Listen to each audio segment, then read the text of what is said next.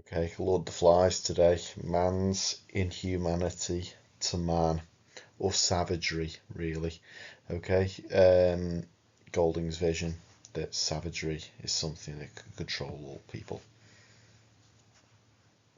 Well, that savage has the power to destroy civility, and that's something we see within this text. Okay, so in Lord the Flies, you'll have some theme-based questions that link in some way to civility and savagery, and that's what you've got to revise. So in your mock that you did, you had 2 questions on Lord the Flies, and obviously you picked one, and I put the 2 questions on there. There'll be a further video on significance of the island environment, but we're going to be looking at how does Golding present man's inhumanity to man. I want you to remember that neither of these will ask you as questions, so they could be your exam this year, who knows? Okay, so man's inhumanity to man then. So you might pause at certain points and you might make these notes as ever. Okay, Golding had lived through man's greatest inhumanity, 2 world wars. I want you to remember this book's also written at the height of the Cold War. Okay, he depicts a life that is never going to be the same again because violence has controlled it and is controlling it. Golding was a teacher. Okay, he was a teacher in a public school, and he knew that class, background, money, nationality, and even being really educated couldn't really stop our primal and tribal instincts to be violent. And we see that here. Okay, apart from Peggy, all these boys are kind of, they're wealthy, aren't they, and well spoken. And look at how they turn. Golding said that, as a society, could we do anything to save these people or not? Those people who suppress the savagery are actually more vulnerable. Think about who dies within the text. Okay, a little kid who's scared, who doesn't really have any savagery in him. He dies at the beginning. Christ-like figure, Simon, the father of civility, Piggy. What does that tell you about Golding's message? Those people who ironically aren't savage are the most vulnerable. And then that word that you looked at a lot when you were studying it, bloodlust, big thing in the text. Okay, this lust to kill causes moral destruction. Like I said, pause it at that point and make those notes, just really important actually. Okay, going to go through a few key quotations, going to run through them super quickly, but again, you'll pause, you'll rewatch, and you'll make your notes. Okay, big quotation: kill the beast, cut his throat, spill his blood. Okay, that's a chant. It becomes like a refrain, a chorus of a song. Basically, it sounds like a celebration. That's what a chorus is. Think about the verbs kill, cut, spill, monosyllabic. Okay, they're also examples of dysphomism, like the harshest way of saying something, the opposite of euphemism. The boys aren't hiding the savage inhumanity, they're making it as savage as they can. Okay, a chant's meant to be loud as well, and basically, that shows pride. If you celebrate the things that you do, you're not a good person. They sound a bit possessed by inhumanity because they're chanting about it. Ralph, chapter 7, I hit him. Okay, chapter 7, when he finds the pig in the jungle and he gets involved in the hunting, is a really key part of your revision.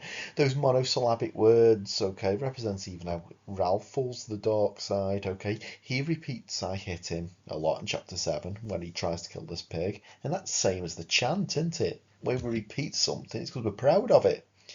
He wants to bask in the idea of being inhumane. Bloodlust. Golding uses Ralph as a warning. Civility is fragile, and you never know who can fall into humanity. I want you to remember contextually, right, that Golding had been involved in the Second World War and he killed. Golding, through Ralph, posed the question, can even civil people be overtaken by savagery without me even knowing it? Simon's death, tore, bit, chew with the tearing of teeth and claws. So this is the killing of Simon. Look at the pattern in the language there. They're all about the beast. Basically, the boys, when they kill Simon, are all described as being the monster that they think they can see. Okay, even middle-class choir boys can become the devils. And again, look at those verbs. Monosyllabic. Okay, monosyllabic, one-syllable words, the primal base of these boys. It sounds visceral and without motive. It sounds dangerous. And Golding wants us to be horrified by the killing of Simon, and the killing of Simon is going to be right up there in your revision. We should be sick at how depraved even the boys can come. Okay, it's like the crucifixion of Christ. The island mourns Simon, and we should mourn Simon too. As well as Simon's death, you've got Piggy's death. The conch exploded into 1,000 white fragments and ceased to exist. I want you to think about Storm on the Island. That verb exploded, complete power. Okay.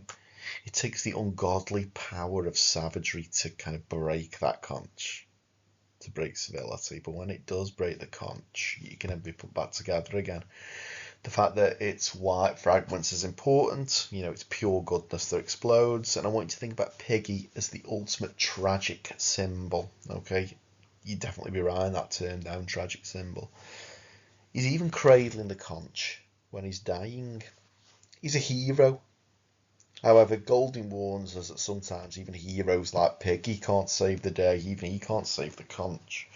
And that could be a metaphor for the life that he lived in the 20th century. Okay, it's time for heroes, but even heroes can't save the day. Cease to exist. And I think the fact that the conch, we are told, cease to exist is just so important to everyone, right? Sometimes Golding says there can't be a happy ending. Ralph is saved at the end, but that doesn't matter. It's not a happy ending. Jack.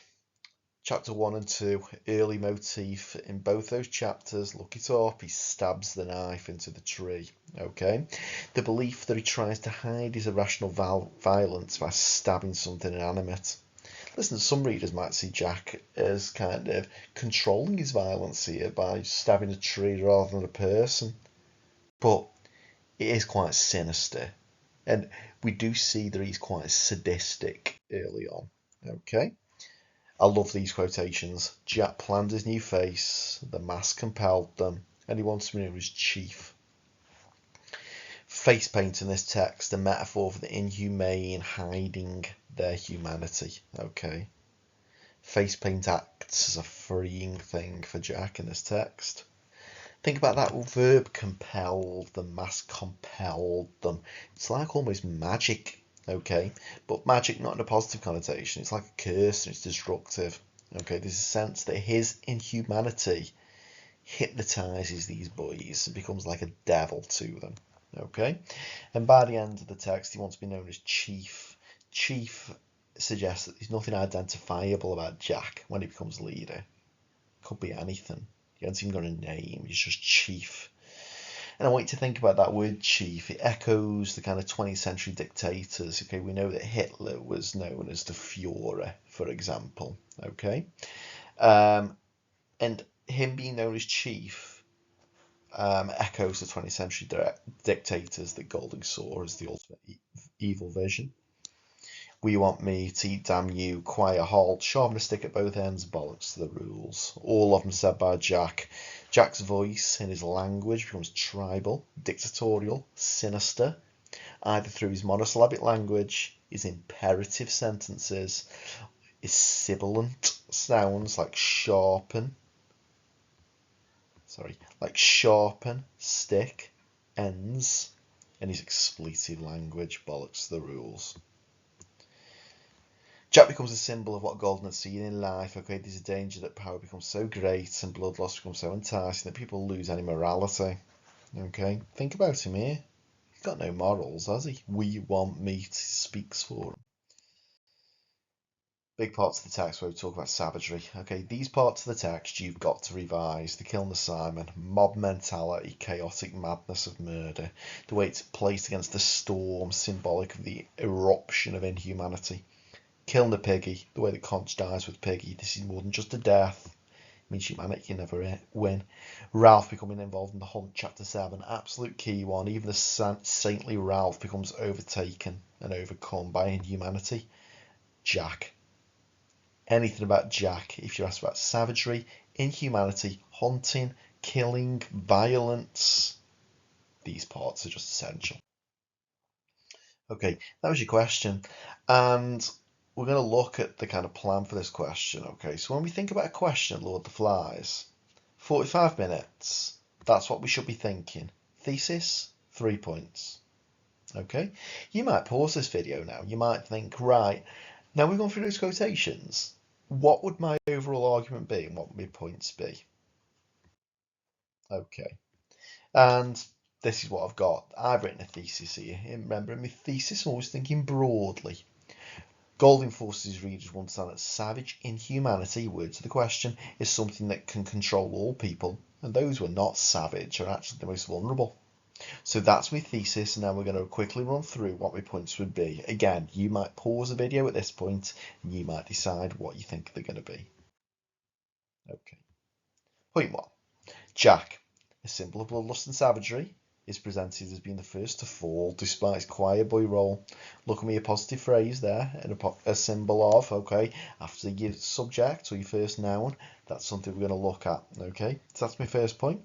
My second point, although initially civil, start with the subordinate clause, even Ralph falls to savagery, presenting Golding's message of how dangerous and addictive savagery is.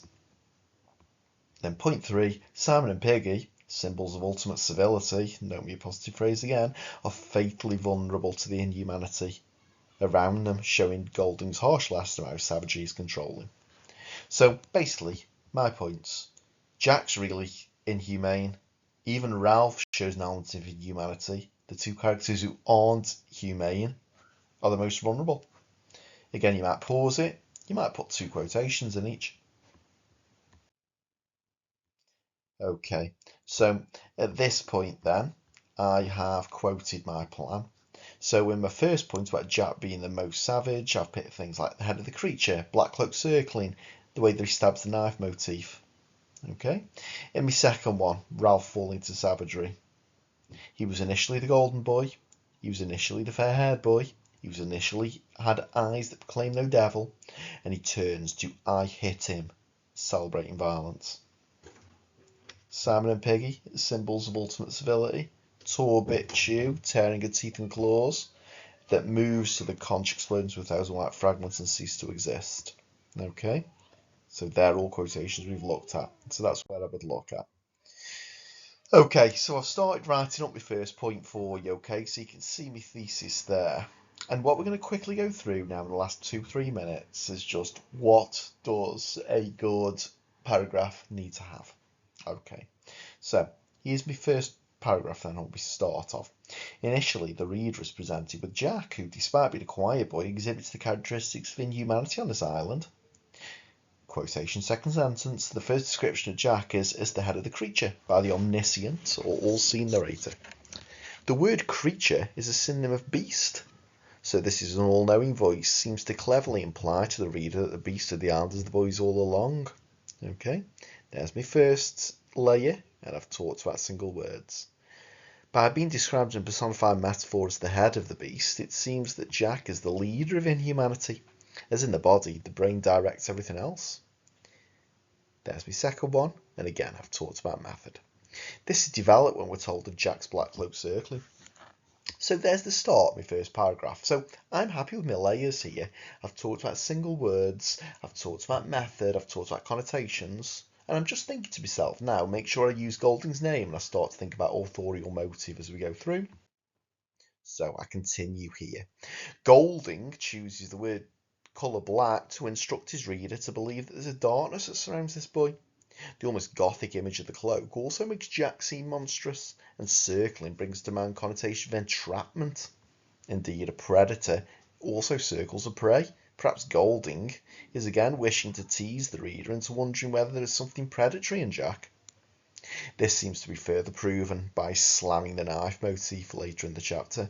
Irrational and crazed, Golding and his narrator again attempts to show us how violence erupts from this boy, and inhumane actions are already uncontrollable. Golding's message seems to be clear.